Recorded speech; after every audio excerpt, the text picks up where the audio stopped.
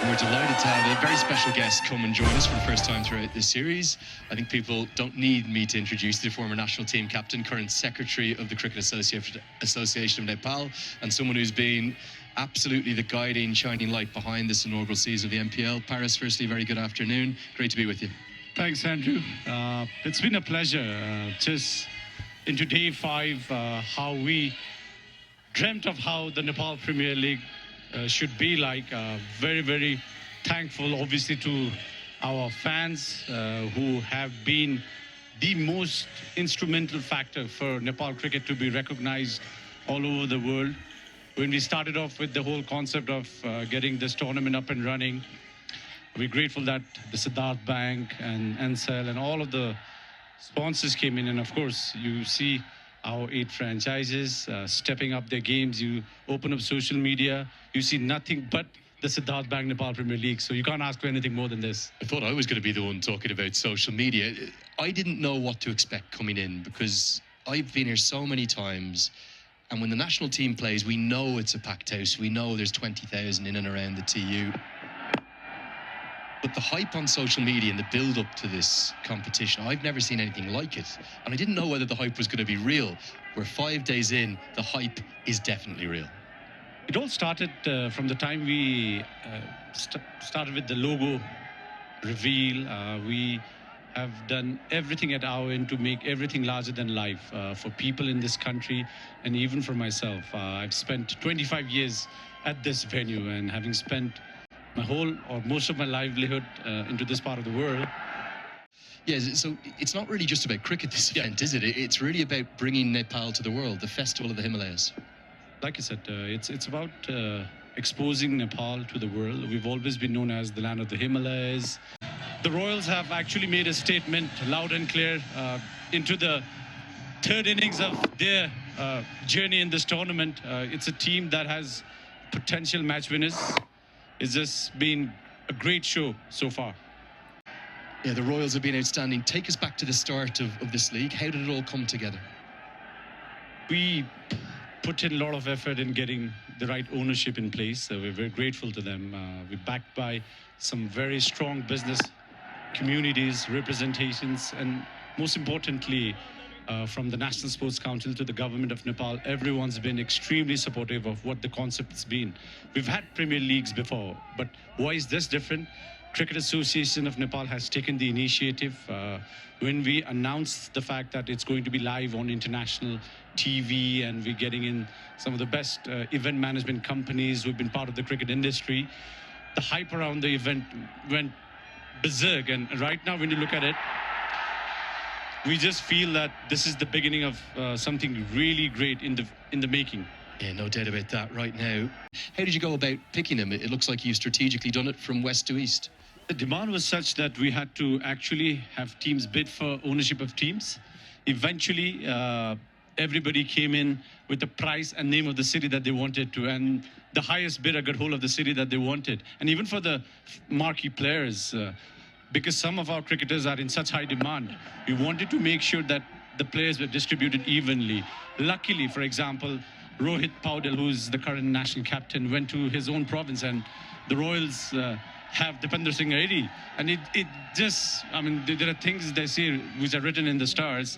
When you had good intentions of getting the league in place, some of the franchises have been represented by local marquee players. But the most important factor here would probably be the owners, because when we sat down with them and told them that this is an investment that they'll have to make for 3 to 4 years, and only then after would they get in the benefits out of it, they closed their eyes and they said, Nepal cricket has taken us to where no one's ever thought of. It's about time we invest into the growth of this game, and that's where we are. It's great. You've spoken a lot about the owners there and the 8 teams that spread from west to east, but it hasn't just been the cricket that's been the standout thing about this inaugural edition. The fans, midweek, early morning, I have been absolutely staggered. I was expecting good crowds. They've been simply exceptional. They really have.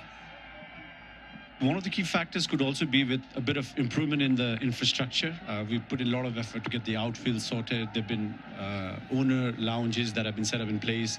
We have VIP stands now. There are public bathrooms and all. So these are small changes which at our end, which is possible. From a larger perspective, I feel the government of Nepal right now is planning to make this ground into a proper cricketing venue, and all of the back-end work's been done. Hopefully, next year, we'll see something bigger. And I want to show you something. You talk about all the developments in this competition. I think this is the best broadcast I've ever seen. That's from the umpire cam. Never seen that before here in Nepal. What I have seen is a couple of hits go right past their ears, and thankfully none of them have been hurt, so we'll take that anytime. The importance of this broadcast being as innovative as it has been, the best in Nepali cricket history, but probably most crucially live on Star Sports. How did that come about? How important is that? We got TCM involved in all of the processes because they've been handling a lot of cricket in relationship with Star. And once we got hold of them, they put in a plan as to how we want to get hold of them. And the most important factor here is that Nepal cricket is now visible to everybody in the world. For our international cricketers who played World Cups, Asia Cups, the world has seen a bit of them.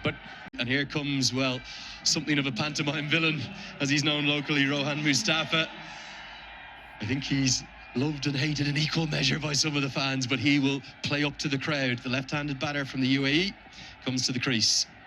Rohan was one of the last picks for this team, and because he's come to Nepal for such a long period of time, and I've played plenty of years with him, I actually asked him, are you coming here for TikTok challenges, or are you actually coming to play cricket? Rohan was like, I'll just do my videos and get away with it. Some of the memes that we've seen with this man are quite something. If he gets wickets, wait for his wicket celebrations later. We were just talking about the Star Sports aspect as Mustafa smiles. You know why he's smiling? He's going to be at the masseur room in the evening, because I have never seen Rohan run as fast as he did just now, because the guy on the other end, it's Dipender Singh Airy. He is lightning, so the press is on. Yeah, so energetic, so brilliant to watch, the Tiger at the non-striker's end. Going back to Star Sports, has there been feedback from India, people tuning in, loving the action of domestic cricket here in Nepal? It's just been great, the response from everybody who's been part of the whole experience. The broadcast quality has been amazing, to the production team and everybody involved. When you see cricket from outside, you see a live cricket match, it looks great on TV, but the amount of effort that it actually takes to get this up and running, we are very, very, very grateful. It's day 5, everything's falling in place. The broadcast has been amazing, the crowd support has been fantastic.